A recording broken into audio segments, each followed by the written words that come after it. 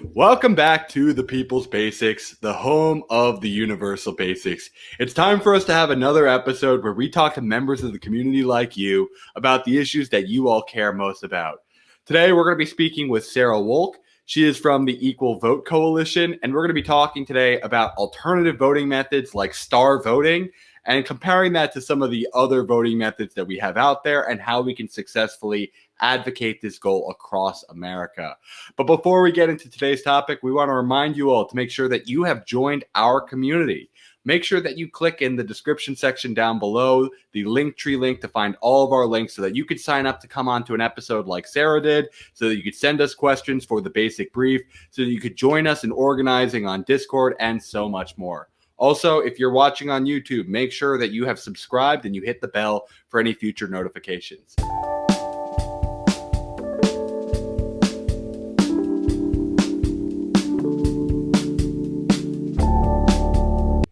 So, Sara, welcome to the People's Basics. It's a pleasure to have you on. Yeah, I'm excited to be here. I've been seeing you on Twitter, and I know been in a lot of good conversations together over the last year or two or more. So definitely always appreciate seeing you out there in the space talking about voting reform, and I'm excited to get to do it face to face.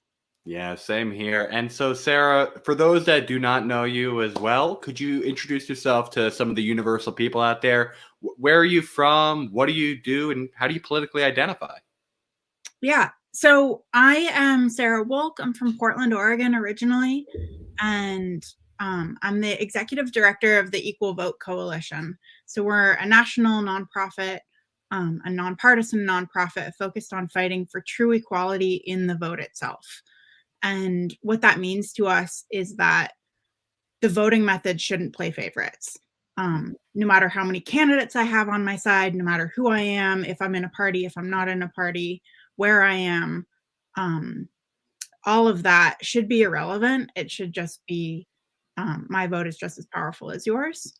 And so that's our mission, focusing on voting reform in particular, because that's pretty fundamental as a step one. So, Sara, could you talk us through why this is such an important issue now? I think a lot of people might not understand why there is such a need for democracy reform and why we vote. Maybe some of the audience here knows a little bit better as they follow us here at the People's Basics. But for those who are unaware, can you explain why we need to focus on how we vote? Yeah. So most places in the world use choose one only plurality voting, sometimes called first past the post, but basically you vote for one candidate only. And if you happen to be a voter who has a couple of good candidates on your side or a dozen good candidates on your side, in the case of primaries, we often have big competitive fields of candidates. And our current voting system breaks catastrophically and does not work at all if there's more than two candidates in the race. So to break that down a bit more, if there's two candidates only, the winner has a majority, somebody's bound to have a majority, and it's pretty easy. But if my majority coalition ends up being 10% for this guy, 20% for this guy, 30% for this woman, then and another fraction of votes for somebody else in our coalition, we can end up divided and conquered, and somebody with 30, 40, 20% of the vote can actually win the election, despite being opposed by most of the people. And this happens all the time. It's called vote splitting. The impact is the spoiler effect, where the wrong election or the wrong candidate actually wins the election. And I think a lot of us frame it in terms of political parties, with like the Nader effect. Ross Perot, Ralph Nader are the two classic examples where presidential elections have been thrown by this super pervasive phenomena, totally separately from the Electoral College. But I really like to frame it in a nonpartisan context, because it happens in every election. It happens in nonpartisan elections. It happens in primaries. And as executive director at Equal Vote, I think it's really important for me personally to be looking at this whole issue through a nonpartisan lens, putting my own beliefs and opinions aside. In general, like obviously, like anyone, I have strong opinions about the issues, but I try to not really take sides in terms of political parties or Yeah, I thereof. think I was gonna say I think that makes sense for a topic like democracy reform because so many people think it's just gamesmanship that you kind of really have to assure them that this is not to favor one side or another. Like you have topics like, for instance, on another democracy reform subject, like giving statehood to Puerto Rico or DC, where certain people might feel like, oh, you really only want to prioritize that because you think they're going to vote your way. And Right. I think certain things like voting method is really just trying to say, no, we just want you to have the most representative model, even if it doesn't mean going our way. This is what truly reflects the people's desires. And, I see a lot of people talk about this issue who care about like being against a duopoly. They're not satisfied with either party, and they feel like the spoiler effect makes it nearly impossible for them to have another choice. But I would also advocate for people who do feel satisfied with one of the two parties. If you do like Republicans or you do like Democrats, this is also going to improve just the method of you selecting candidates who is going to be most favored by the most amount of people in your party so that you have a chance, if you want, to have a stronger possibility going into a general election. And we could talk about all forms of, should we even have primaries in general? But I think having simply a better method that shows more representation is going to make more people want to back this person and get better results in the end. But there's a variety of methods, Sarah, of how we could vote. You mentioned beforehand that most people use the choose one method that we have in America called first past the post voting. Could you talk through some of the alternatives that would start addressing this issue? I think a lot of people have heard about ranked choice voting, and there are certain issues like star voting and approval voting that are a bit newer that people are also talking about. Can you explain some of those alternative methods and what their advantages are? Yeah. So fundamentally, alternative voting methods are really about giving the voter more expression. So instead of choose one only, can I show that I support multiple candidates? Can I show preference order? Can I show my level of support? And there's different ways to do that. There's approval voting, which just looks like traditional voting, but you actually can vote for more than one person. And that works really well, pretty well, but it doesn't let you show preference order. It doesn't let you show level of support. So for a lot of voters who are feeling like their vote doesn't count or they're not able to really express their opinion and vote their conscience, people often like more expressive methods, myself included. So ranked choice voting is the first one that I had ever heard of, and that's where you rank candidates first choice, second choice, third choice. And I think we're going to talk more about that, but it's tabulated in elimination rounds and can get pretty complex and do some counterintuitive things. So, yeah, ranked choice was invented around 150 years ago in the form that we know it today. And since then, voting reform's come a really long way. So, star voting is one of the newest voting methods out there, and it allows you to score candidates from 0 up to 5 stars, like a 5-star rating. And Yeah, and just let me give a graphic for people who want to kind of see what that would look like, because I think it might help some people kind of have a sense to actually just see a ballot. So continue to explain the method while we have it up on the screen for people. yeah, thank you. So, like it says at the top, you give your favorite 5 stars. You can give multiple people 5 stars if you have multiple favorites. Give your last choice a 0. Show your preference order, show your level of support. So I can say, hey, I've got 2 people in this case that are both pretty good. They're not my favorites, but Andre and David, 4 stars.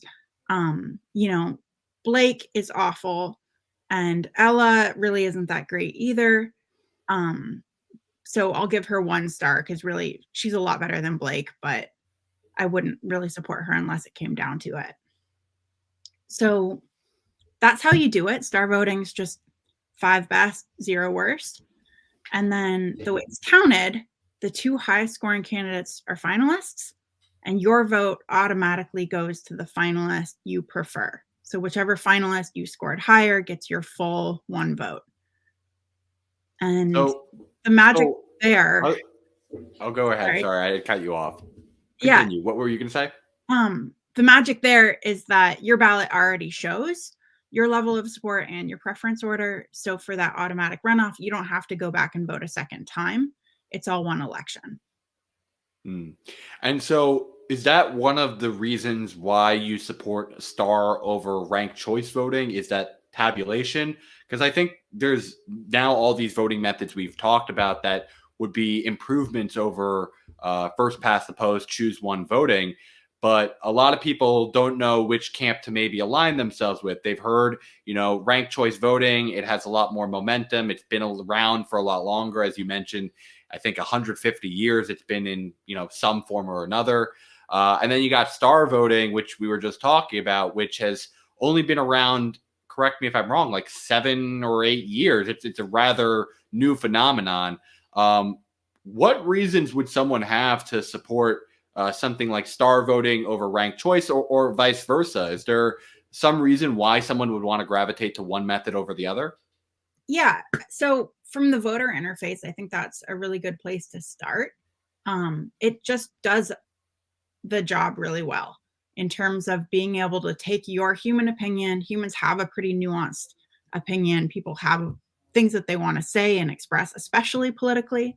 So the ability to show who you prefer to who and at what level just feels really viscerally empowering for a voter. And I think it will help turnout.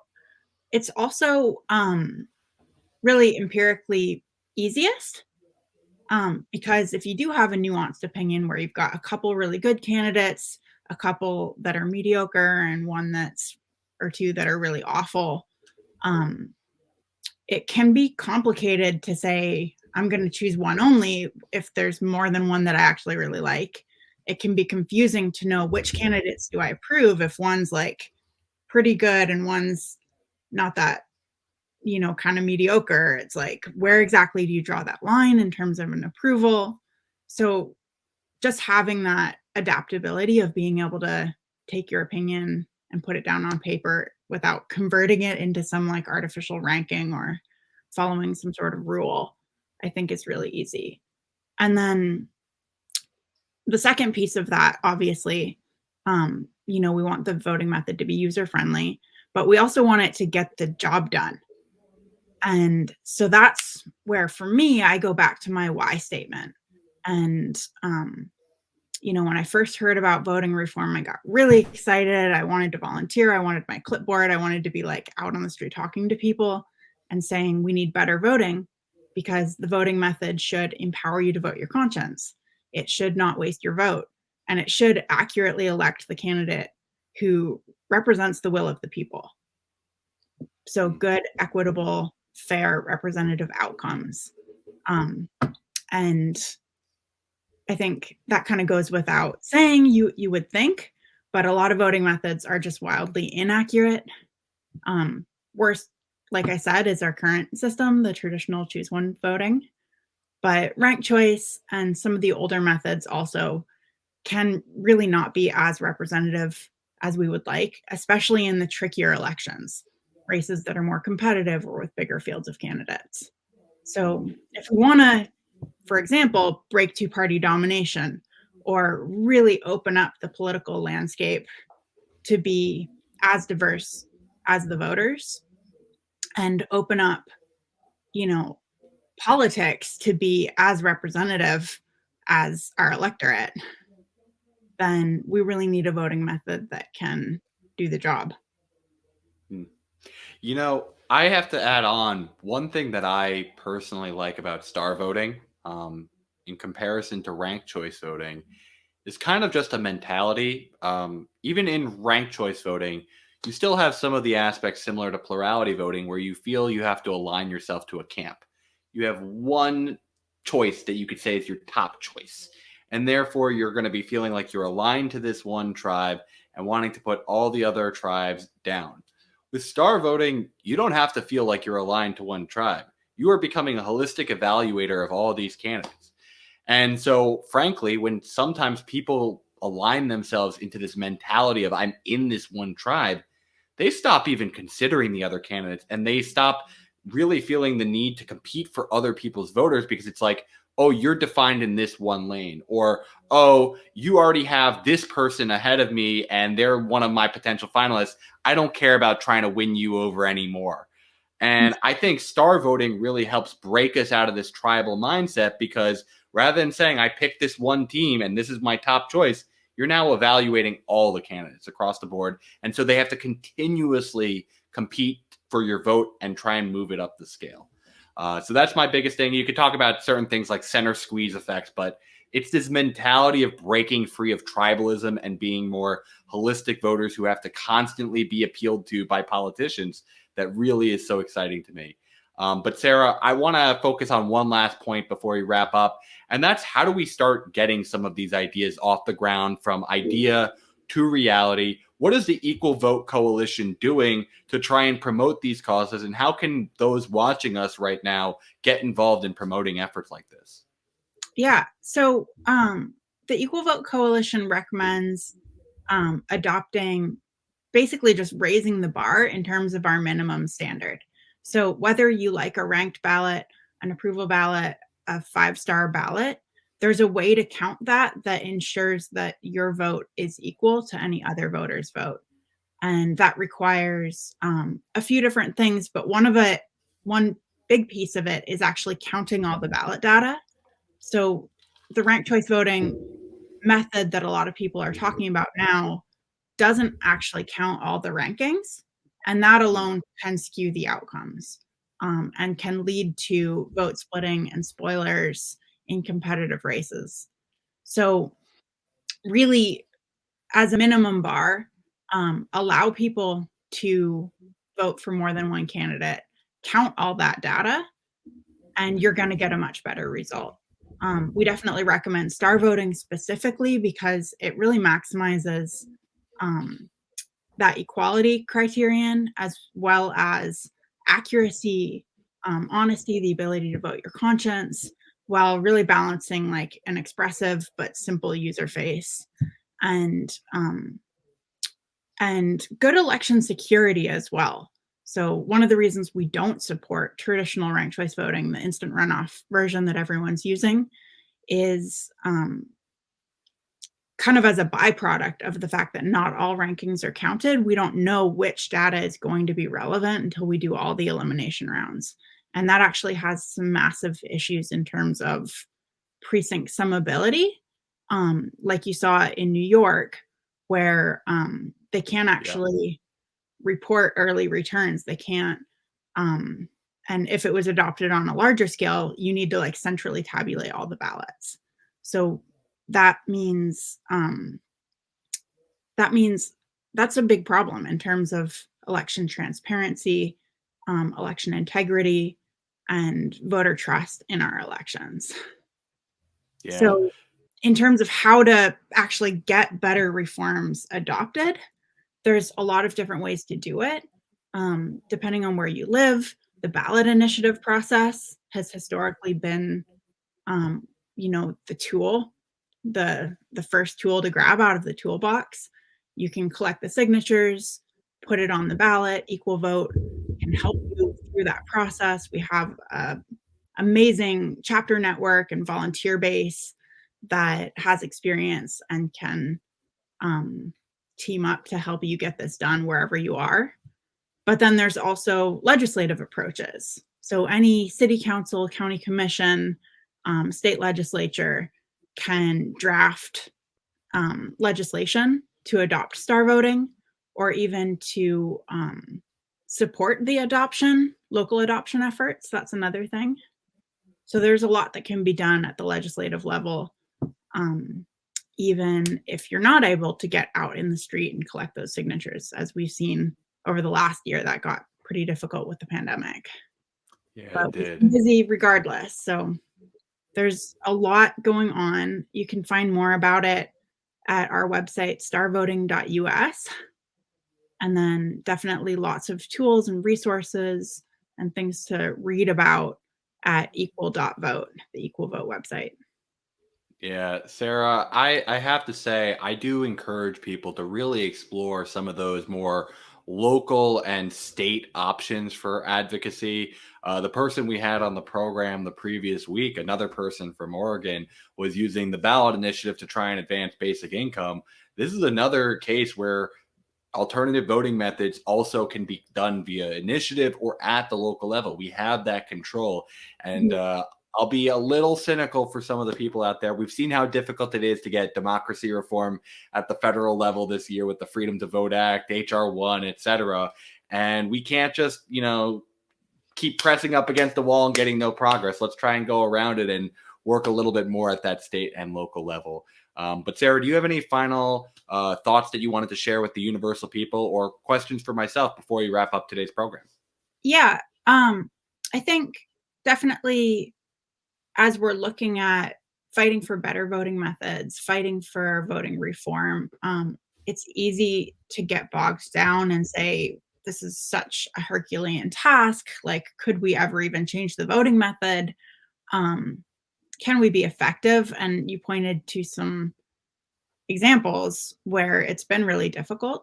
And star voting is amazing in that it actually breaks the mold in terms of a consensus reform. Really, everyone stands to gain from it. So, like I said, both major parties have lost the presidency because of vote splitting and the spoiler effect, which are completely directly addressed by this reform. It's not a partisan thing. I was involved for the first like 6 months. We had a steering committee. We're meeting once a month, and actually weekly, and corresponding a lot to fine tune our messaging and our project. And I think it was at the end of one of the meetings, somebody was like, by the way, like, what are your political affiliations? And we realized that this group of people who had become friends, who had been working together without really issue, we had some Green Party people, we had some libertarians, we had non affiliated people, we had independent party people, which is different in Oregon. We had Democrats and we had Republicans. So I don't think that happens very often. And when it does, I don't think we should underestimate how powerful it is. This really is a win win policy that can unlock our potential to be effective on every other issue. So, my advice for future reformers, for people who might be watching this and getting inspired, is that we actually can do this. We have a moment and we have an opportunity. There's great resources and community out there, and it's a win win. Yeah. I wholeheartedly agree with you that we cannot allow these things to just become a partisan effort. I will admit I have had in my own experience a lot of Democrats who want to talk about democracy reform, but when it comes to the way we vote, no one should be held off. We should all be able to be participants in saying, I want a voting method that is representative. And for anyone who is still a Democrat or a Republican, I don't want to hear anyone bitching about vote splitting unless you actually start standing for policies that'll end that. Support things like alternative voting methods like star voting and ranked choice voting. So, Sarah, thank you so much for coming on today to be able to explain these methods and their distinctions and how we can get them across the finish line. Yeah, thanks for having me on, and definitely look forward to seeing where this movement takes us in the next coming year or two.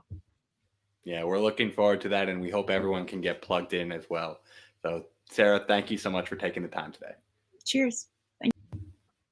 Okay, everyone. So that was Sara Wolk. This has been another episode of the People's Platform. Before you go, we want to remind you all to get plugged into the movement. Check the description section down below if you want to get more involved in advocating for star voting, or if you want to get involved here at the People's Basics, organizing for the Universal Basics.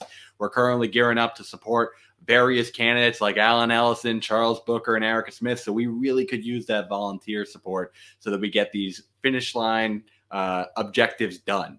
So that being said, make sure you are subscribed and you like today's video. And as always, Universal People, we hope to see you all next week when we have another People's Platform every Thursday and a new basic brief on Friday. See you all soon.